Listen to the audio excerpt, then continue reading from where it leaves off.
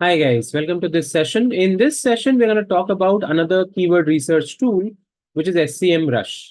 So SEMrush is a keyword research tool which you can use for researching for keywords, which can help us to rank our websites on top of search result pages. So here you will be able to see top organic keywords, which is being searched on Google, which can help us to rank our websites top on the page. So let's have a look at this, guys, how you can make use of this tool.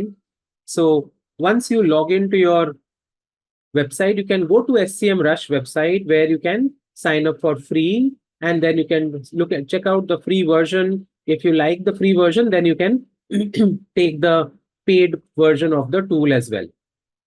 So let's have a look at this. So this is the home page, guys, where we will come to in an SEMrush, where we can search for different keywords. So for that, you can go to keyword research on the left panel, and we can go to keyword overview. In keyword overview, you can put the seed keyword for which you want to get keyword ideas. So let's say we are putting iPhone 14 out here, and then we can search.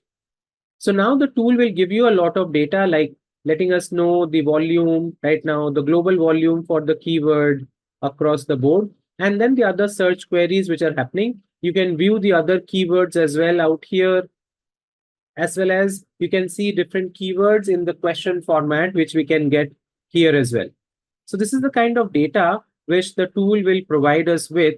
And from here, we can have a look at other keyword suggestions, keyword ideas, which we can get, which we can then make use of in our content creation, in our websites as well.